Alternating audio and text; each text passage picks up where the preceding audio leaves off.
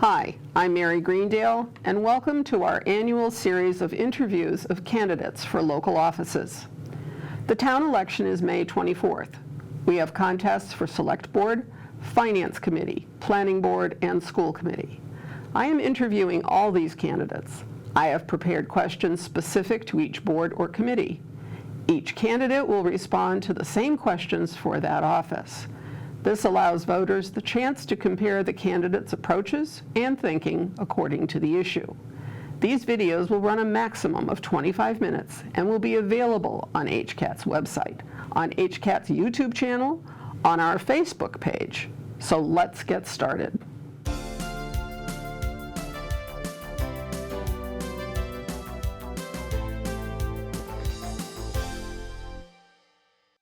And now let me introduce you to Damon Dimmick. Damon is running for the Select Board. Welcome. Nice to meet you, Mary. Thank you, and you too. So tell me briefly about yourself, your occupation, how long you've been here, maybe a fun fact. Sure. My name is Damon Dimmick. I have lived in Holliston since 2014, so just about 8 years now. I'm the SVP of Product Design and User Experience for Diligent Corporation, which is the biggest company you have never heard of. It's got about 20,000 business clients, over 1 million users, and what we do is we make the software that lets executive boards in corporations as well as governance boards for smaller organizations dictate how they're doing governance, make sure that they're doing their ESG compliance, basically the communication suite for those kinds of concerns. Okay. Do you have family here? I do. I have a really great wife and 2 whip-smart kids, 1 6 and 1 10. They keep me really very busy, but we're finally getting that age where they're starting to be self-sufficient. A little bit. It's great to see. Yeah, I agree. So you decided to run for Select Board. Why this job, why this office, and not another one? Well, in addition to the appointments and kind of the oversight of the other various concerns in the town, the Select Board has, I think, a special part to play when it comes to advocacy for new issues that are bubbling up in the town. I also think that a Select Board in general is the public face of town governance. Here in Holliston especially, I find that most new citizens like myself who come into the town, we think of the Select Board as kind of the hub for the information around what's going on here. And of course, I kind of think that in general, one of the reasons I'm running is because I want to see more communication coming from the Select Board to the citizenry, because I quite strongly believe in engaging with citizens, especially in the New England town world where the citizenry is the legislature. It's a fascinating model. I don't think a lot of us take advantage of it, and it's one of the greatest things about these little Holliston-type towns. Holliston especially just doesn't have the engagement that I'd like to see, and that's why I think it's quite important to get the Select Board moving. Okay. Please describe the skills and experience that you would bring to the Select Board if you were elected, and be as specific as possible. Okay. In my day-to-day work, what I tend to do is I'm identifying different opportunities and projects for a pretty large corporation, and that involves figuring out what new initiatives might have as far as impact to the company, how we will man those initiatives, what their overall costs are, and of course trying to communicate to stakeholders what the value of those initiatives are. So in my day-to-day work, I'm basically part of a coordination hub that deals with that kind of governance. It's not exactly like what the Select Board does, obviously, but it puts me in a pretty good position to help with that kind of communication. In addition, I have over 15 years of recruiting experience, and I think part of what in a small town we really need to do is recruit new talent into the various boards that we have, and I feel pretty confident that my background will help us do that. So looking ahead, what are the biggest issues, I'm limiting you to 2, that you think are facing the Select Board in the next 3 years, and how would you address those? Yeah, I've thought a little bit about this in the past. One of the things that I think is a missed opportunity in almost all small towns is civic engagement, especially with the town model that we have. As I mentioned before, I kind of take it quite seriously that the townspeople are the legislature in form of the town meeting. And COVID has changed a lot of things over the past few years, but if you look at the amount of people who are reading articles in the Holliston Reporter or watching videos like this show online, or just attending the meetings virtually, the numbers are pretty low. Mm-hmm. I'm a big fan of that direct civic engagement. And although it's not a red-hot, emergency issue, I'd like to live in a world, in a town, where the citizenry takes their participation pretty seriously. I also think that it's easy enough to say, hey, people get engaged, but that's not really the problem. What we have to do is remove friction so that the information about the issues that the town is facing gets really seamlessly into the hands of the citizenry. We're all really busy people, and especially nowadays when most people, in a family of two, both parents have jobs. If you have kids, you can't really free yourself to have the time to come to the town. I'd like to focus quite a lot on how do we get information more succinctly into the hands of our citizens and get them to participate much more directly. The town system is so beautiful. It's a wasted opportunity if we don't focus more on it. Do you have even just a suggestion as to how you would do that? Yeah, I actually think that the town has been doing a pretty good job when it comes to basic things like the website. We have members of town government who are a little bit socially active on social platforms, but I think kind of professionalizing the idea of almost like an omni-channel communication strategy is something that is not that far of a reach. I mean, that used to be the kind of thing that you would think would cost hundreds of thousands of dollars and revolve around a really thick staff, but technology, especially due to COVID, has kind of leapfrogged. And there are bunches of platforms now that let you take succinct pieces of information and broadcast them to like 12 or 20 different channels in different ways. You're actually part of the solution right now, right? Like, this is a show that is getting information out there. I'd like to see 1,000 flowers like that spread. There's a technological aspect that we would have to definitely look at. There are some budgetary concerns, but there are multiple platforms now that specialize in making information succinct and actually giving it to people in a digestible form in their pocket. Everyone's got their phone. Why not look into a world where if there's an interesting issue that's coming up for debate or for discussion on any of the boards, that people are told about that instead of them having to navigate the pretty good but still somewhat complicated labyrinth of boards and committees through the town website to find out what issues are actually bubbling up. Okay. The town never has enough money to pay for everything it needs, let alone the things that it wants. Those usually are far behind. When you're faced with a choice between two very compelling issues or needs, and we would have funds for only one, I'd like to know how you would think about it. What goes into your process of considering the two different needs? It's interesting that you mentioned that. There was, I believe, a school subcommittee meeting recently that I attended virtually, and an issue like this came up. There was a member from the finance committee who was participating. There was discussion about potentially having a school psychiatrist, and a lot of interesting debate about, this need is quite a lot more important than, say, what Parks and Recreations is doing. And of course, the entire conversation was fairly one-sided, and that was fine because I think the need was actually there. But it struck me that there was no language or framework apparent by which we might compare these two different needs. In my work, there's literally dozens of frameworks that we use in software to talk about different prioritization schemas. And one that I like to use, it's kind of the one I even use at home, is called RICE, and that's reach, impact, certainty, effort, or expense.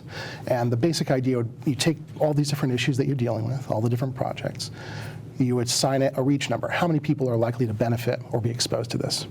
You assign it an impact number. Again, it's more art than science. How impactful for those people being exposed to it? Okay, a park bench, low impact, right? A whole park, high impact, great. Certainty, this is where we gut check ourselves. We're making a lot of assumptions, but how certain are we above that reach and impact? Up and down on a scale, and then finally effort or expense. What's the dollar sign value? What's the time value?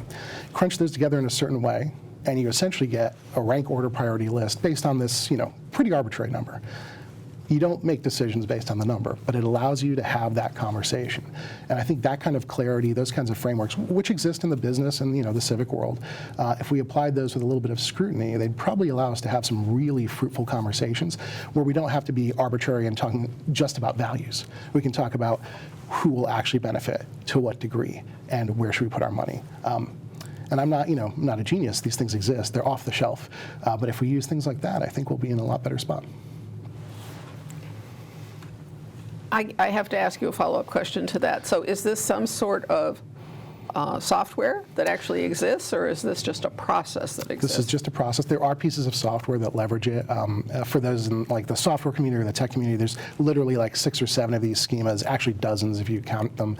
But they're really designed to help big organizations and companies have exactly these conversations. Because as you can imagine, in a company like mine or giant companies like Microsoft, you've got dozens of departments. They're all working off the same budget. They all are saying that the thing they're working on is the most important. And for their thing, it is. It really is. So how can you have a conversation that's free of people getting really viscerally upset because the thing they love, the thing they value, is not the top thing? Well, a framework like this de-escalates it and lets us talk about things at kind of a base value level, and then we can apply our values on top. I find that to be really useful, and I think it's that kind of thinking that we can really easily bring to government. There's no cost to it. This is just a framework of thinking. Got it. Got it. So, are there any changes that you would recommend making in the way government operates in town? And I'm speaking about process and structure, not just, how they get along with each other. Totally. So this might seem a little romantic or obtuse, but I kind of think that the value of the town meeting itself, it's not been undermined, but I've been to quite a few now, and I see that idea of the townspeople being the legislature. It's there, but it's not blossoming in the way that I would like it to be. I believe this year, correct me if I'm wrong, we're going to be presenting several budget variations to the town. That is a remarkable first step, but I believe that that is a first step. I would really like to get us to the point where information and decisions are being bundled in a way that they can be more accessible in the town meeting. Again, this is probably a minor structural thing, but it is probably at the heart of town democracy, and it's the thing that when I go to a town meeting, that's the thing I'm most looking forward to. Of course, there's going to be consensus votes, right? Of course, there are things that are minutia that most people won't be interested in, but there are real issues bundled in there, and I think that if we can find ways to return that sense of civic participation, at least to the town meetings, it'll have a backwards effect in which it'll affect all the other things I mentioned, which is encapsulating information in ways that are digestible, creating conversations up and downstream that are a little bit more coherent and easy for people to pick off instead of having to navigate through the different town structures. To me, that is the most important thing, and I'm really looking forward to seeing if we can do that. I can tell you that the use or the utility of town meeting has changed dramatically in my lifetime here. I've been here since '66, and a big change came under Prop 2.5, whereby town meeting is virtually limited in what it can and cannot spend. When we start town meeting, we've already spent the money. The day that we start the whole process, we were already at 2.5%, and the reason is because things go up, salaries or whatever, benefits or otherwise. So it doesn't have the latitude. What's your take on that? I mean, having been a longtime town citizen, do you think that was a positive impact, or is it? Oh, no, I think it's terrible. But and part of what has happened this year is very much because there's been a battle underground to try to get some of these changes in place and create some opportunities for discussion. So I think it's a very useful way to proceed. Anyway, but there are all kinds of laws and other things get in our way sometimes. I will have to learn about those as I go along. So, if you were elected and given your sphere of influence and the leadership that you would be demonstrating there, what are the policies and practices that you think need to be examined and changed to make sure that we are the diverse, equitable, inclusionary kind of community that most people want? Yeah, it's a great question, and let's say Holliston is changing, right? I'm part of that first wave of change. So 2014, obviously Holliston was growing a lot before then, but 2014 there was a wave of individuals coming in. The bedroom community idea, I hate that phraseology, for Boston was beginning to take effect. And as we see kind of the cost of living at the epicenter of Massachusetts, which is Boston, kind of increase and spiral outwards, more and more communities like ours are getting waves of individuals who, they aren't hometown people. This isn't their natural rooting place, but they choose this as their home, which in many ways is kind of great and inspiring, but it also puts us in a situation where we've got people in town who, they don't have the family connections here that would make life easy. For me, that's a pretty poignant thing because we have that issue as well. So my wife and I are here, and our closest relatives are in Beverly, right? We have 2 kids. Why do I make that point in regards to kind of inclusion and equity? Well, I think that for a lot of people in different socioeconomic ladder stratae, in a lot of different situations that their lives become maybe a little bit more difficult, have to face situations where they can't be as civically engaged at all. If you're a single parent and you have not a lot of time on your hand, the chances of you to be able to go to a board meeting are pretty slim. If you have just a lot of kids, or you are strapped for cash and you're holding down 2, maybe even 3 jobs, which we know many people actually have to these days, civic participation becomes almost impossible. You have to really wait for the most convenient moment. So although it's kind of like, maybe it's a one-trick pony, I actually think back to my original thesis of kind of democratizing the communication channels and trying to find new venues for participation for people who can't come to the meeting physically would be always a thing that we should focus on. COVID was an interesting experiment. A lot of meetings went online, and I think that, personal take, obviously, if you have to be the person in the committee who's dealing with it, maybe it can be a headache, but as a citizen, the ability to visit all of these different meetings virtually made a huge difference to me. The recordings of the meetings, which were already kind of happening, but then exploded afterwards, incredibly important. Asynchronous learning can happen. I can find out what's going on my phone in between my commute moments. I think that when it comes to equity and inclusion in Holliston, our first stop should be to realize that people often don't have the privilege of attending things. The privilege of time is linked to all kinds of other privileges, including income, right? Including family dynamics, including just where you commute to. If we can figure out a way to democratize the communication channels for the town and also the participation channels, we will be in a really good spot. And I think that that's a great place to start. Okay. So this brings us to the time, and we're right on time. You'll have 2 minutes to make a pitch to explain why people should vote for you. Absolutely. Happy to talk about it. Well, first of all, I come to this really in the spirit of civic engagement. I quite like the town. I like all the people who are involved in government. I think everyone's doing a generally good job. So this isn't a rock the boat campaign where I'm pushing my way into something that I think is dysfunctional. Not at all. I believe that fresh blood and fresh ideas are always good at the civic level. And I've come to really love Holliston. Like I said, in the last 8 years, this is a place that I chose to be, that my family chose to throw down roots. It's charming and it's got so much potential, but it's growing, and it's growing quickly. And I think that if we want to be able to anticipate where the town is going, we need more voices to be heard. And I would help as best I can to author the next chapter in the story of Holliston, knowing that I'm a co-author. My point of view is that if we can focus on getting more people involved, we'll all be better off, and that's why I hope people will give me their vote, because I will certainly try to make it happen. Okay, well, thank you very much. Damon Dimmick, thank you.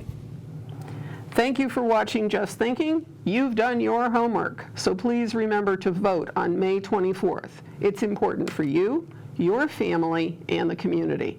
Thank you.